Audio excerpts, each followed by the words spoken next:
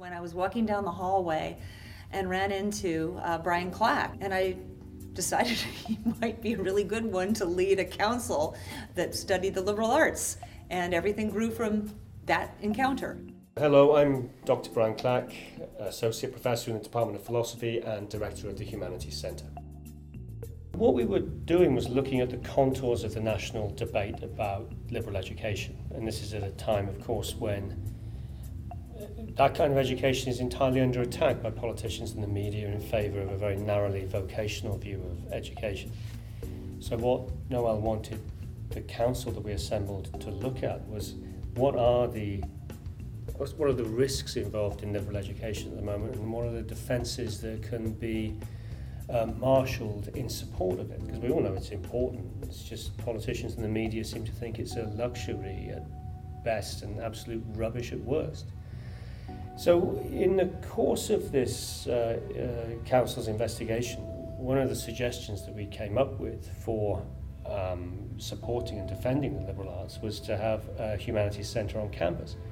So we started articulating a vision for this, and then quite extraordinarily we found this amazing space in Sarah and of 3,000 square foot. And then we started planning the structure and the organisation of that centre with this extraordinary space in mind. We're doing work on curriculum, really thinking about how to embed a humanities perspective into all sorts of subjects and how to bring arts and sciences subjects into connection with other schools around the campus.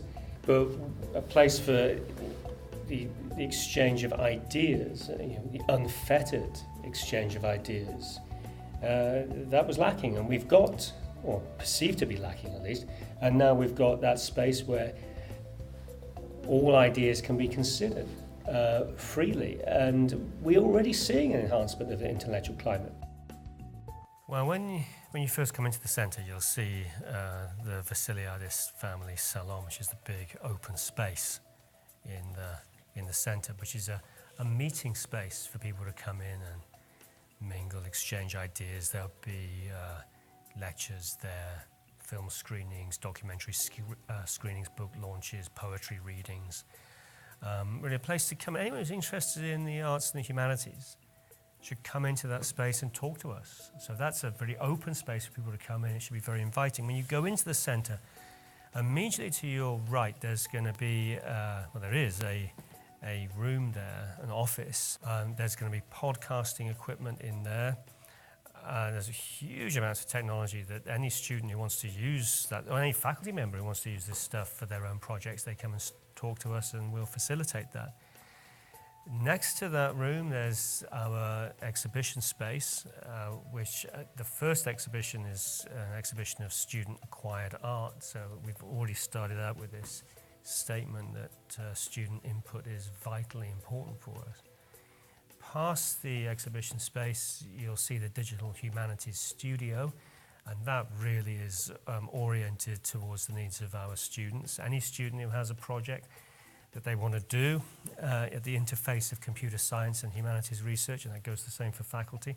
We come in and talk to our DH postdoc and the leader of the DH element, Moira Giles Watson and Paul Evans, and they'll help students and faculty to start work on their projects.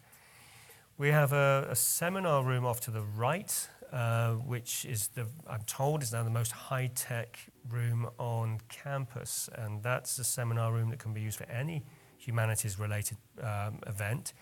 One of the things we really want to have is research groups, reading groups, and any student who wants to come, or any group of students who wants to come to me and they want to spend a semester studying X in an interdisciplinary way, come and speak to us.